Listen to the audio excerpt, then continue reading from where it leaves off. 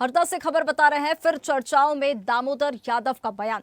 उन्होंने कहा है कि मध्य प्रदेश को नहीं बनने देंगे पाखंड की प्रयोगशाला। संविधान की रक्षा का संकल्प लिया है। वर्तमान राजनीतिक और सामाजिक व्यवस्था पर उन्होंने तीखा हमला किया है। कहा, बाबा साहब डॉक्टर भीमराव का रचित संविधान हमारे देश की आत्मा है। मध्य प्रदेश को जातिवाद और पाखंडवाद की प्रयोगशाला बनाया जा रहा है। विधानसभा चुनाव 2028 में नीले झंडे के बैनर तले मजबूती से चुनाव लड़ेंगे। 2028 में नीले झंडे के साथ 50+ सीटें जीतेंगे। तो ये उन्होंने बड़ा दावा किया है। प्रदेश के आडंबर और पाखंडवाद का जो सफाया है वो करके रहेंगे। विधानसभा चुनाव 2028 में नीले झंडे के बैनर तले मजबूती से चुनाव लड़ेंगे।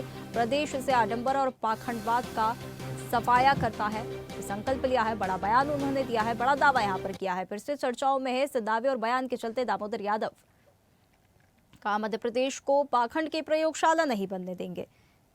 मध्य प्रदेश को जातिवाद और पाखंडवाद की प्रयोगशाला नहीं बनने देंगे। इससे साफ जाहिर होता है, दामोदर यादव का कहना है कि सत्ता का संरक्षण प्राप्त है, लेकिन मध्य प्रदेश को जातिवाद और पाखंडवाद की प्रयोगशाला नहीं बनने देंगे। संविधान की रक्षा करने का संकल्प लिया। हमारे अम्बेडकरवादी जो साथी हैं वो बहुत क्रांतिकारी हैं और वो संविधान बचाने की लड़ाई लड़ रहे हैं। इसलिए उन सब साथियों से मिलने के लिए मैं यहाँ पहुंचा।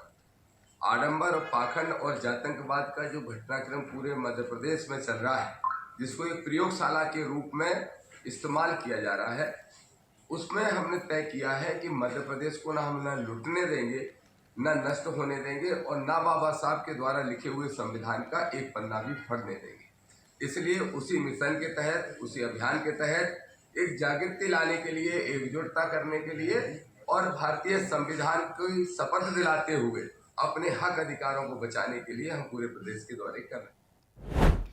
तो चलिए, अधिक चर्चा के लिए हमारे साथ सह मीडिया प्रभारी बीजेपी से आशीष तिवारी हमारे साथ जुड़ गए हैं और इसी के साथ कांग्रेस प्रवक्ता डॉक्टर विक्रम चौधरी हमारे साथ जुड़ गए हैं।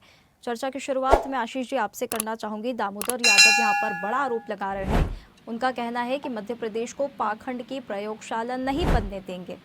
क्या कहते हैं आप इस बयान पर?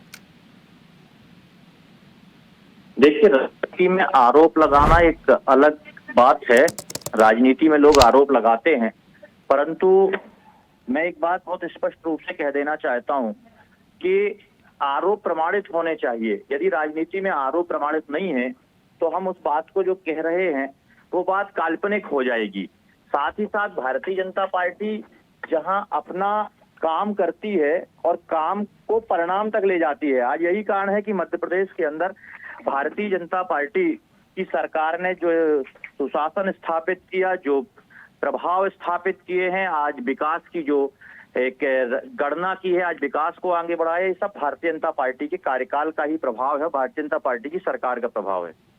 चलिए, हमारे साथ कांग्रेस प्रवक्ता भी हमारे साथ जुड़ गए हैं, डॉक्टर विक्रम चौधरी हमारे साथ जुड़ गए हैं।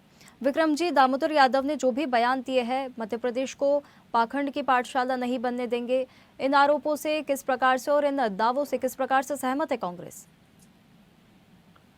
देखिए, आप इसको ऐसे समझिए कि भाजपा जो है अपनी बी टीम के कारण ही अलग अलग जगह चुनाव जीतती है। अब चूंकि मध्य प्रदेश में मुसलमानों की संख्या कम है, इसलिए वो यहाँ ओवैसी को वहीं लेके आती है जहाँ उनका प्रभाव हो, जैसे बुरहानपुर आदि क्षेत्र में। अब भाजपा जो है इतनी, अब जैसे आप कैलाश विजयवर्गीय को देखिए, उनका जो बयान आया कल, इससे भाजपा की किरकिरी हुई। भाजपा की कार्यशैली से भी भाजपा की सरकार बहुत अलोकप्रिय हो गई है। मोहन यादव अब तक के सबसे अलोकप्रिय मुख्यमंत्री बन गए हैं। तो भाजपा जो है शुरू दिन से चुनावी मोड में रहती है। आप देखिए कि जो भाजपा के ओरिजिनल दुश्मन है वो जेल में रहेंगे और जो भाजपा के सपोर्टर लोग हैं, चाहे वो दामोदर यादव हो, चाहे वो आपके चंद्रशेखर रावण हो, और जो इस तरीके के बयान दे रहे हैं, ये भाजपा की ही एक रणनीति का हिस्सा है। अब वो ये कह रहे हैं कि हम 50 सीटें जीतेंगे। तो जो भाजपा जो मुख्य तौर पर आदिवासी दलितों में अलोकप्रिय है, तो बीजेपी चाहती है कि 5 से 10 हजार वोट हर विधानसभा में इनके काटे जाएं। पहले इन्होंने मायावती का प्रयोग किया। मायावती चूंकि अप्रासंगिक हो गई है, इसलिए इस आग को जला के रखना है। इसलिए दामोदर यादव, चंद्रशेखर रावण जैसे लोगों को यहाँ तैयार किया जा रहा है जिससे आने वाले चुनाव में ये 25-50 सीटों पर 10-15 हजार वोट काटें, जिससे कांग्रेस को नुकसान हो। तो ये जो पूरी साजिश है और जो प्रयोगशाला है, ये संघ की ही है। ये संघ के ही जो है केमिकल्स हैं, संघ के ही जो प्रोडक्ट्स हैं, ये इस तरीके से इनको निकलते हैं। अब मुझे बताइए, आदिवासी और दलितों की राजनीति करते हैं, फॉर्च्यूनर गाड़ी में आते हैं, इनको 50-50 लाख की गाड़ियां कौन दे रहा है?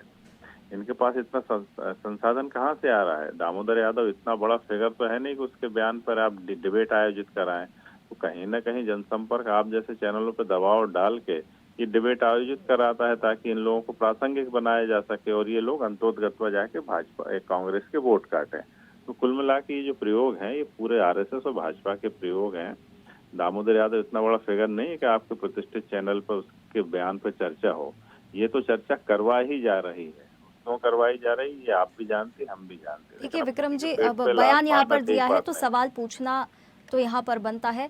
ठीक है, आशीष तिवारी जी आपसे सवाल करूंगी। संविधान की रक्षा पर भी दामोदर यादव ने सवाल उठाया है और इसी के साथ विक्रम चौधरी जी ने भी यहाँ पर कई सवाल यहाँ पर उठाए कि दामोदर यादव इतना बड़ा फिगर नहीं है कि उन पर ये चर्चा की जानी चाहिए, लेकिन जो वो बयान दे रहे हैं क्या उन पर चर्चा नहीं की जानी चाहिए? देखिए, राजनीति में कई बार लोग अपने आप को स्थापित बनाए रखने के लिए भी ऐसे बयान जारी करते हैं कि वो मीडिया में चर्चा में बनी रहें। परंतु मैं एक बात बहुत स्पष्ट रूप से कह देना चाहता हूं, भारतीय जनता पार्टी की सरकार ने अब तक जो वादे सरकार के सामने, जनता के सामने किए, वो पूर्णतः उन्होंने उस पर काम किया। और हम जो घोषणा पत्र लेके, अपना संकल्प पत्र लेके जनता के बीच में गए थे, हम उस पर काम कर रहे हैं। और जहां तक बार बार इस प्रकार की बातें हैं कि हम 50 सीट लाएंगे, हम 20 सीट लाएंगे, आप ये बताइए, आप सीट कब लाओगे? जब पहले आप जनता के बीच में जाके काम करिए, जनता का विश्वास जीतिए। जनता का जब विश्वास आपके साथ होगा तब आप आगे बढ़ेंगे राजनीति में। राजनीति में आगे बढ़ना कोई आसान बात है क्या? केवल कह देने से, केवल बयान दे देने से? मुझे ऐसा लगता है कि ये सब अपने आप को मीडिया में बनाए रखने के लिए इस प्रकार के बयान दे रहे हैं। बिल्कुल, देखिए दोनों मेहमानों का बहुत धन्यवाद हमारे साथ जुड़ने के लिए। लेकिन अगर किसी प्रकार का कोई बयान जारी होता है तो सत्ता पक्ष से और विपक्ष से सवाल पूछना हमारा काम होता है, एक पत्रकार का यहाँ पर काम होता है। ये नहीं देखा जाता कि वो किस डेजिग्नेशन पर है, लेकिन सवाल पूछना हमारा काम है। बहुत धन्यवाद आप दोनों का हमारे साथ जुड़ने के लिए। ताज़ा खबरों के लिए लाइक, फॉलो और यूट्यूब पर सब्सक्राइब कर बेल आइकन दबाएं। साथ ही हर अपडेट के लिए विजिट करें स्वदेशलाइव.com।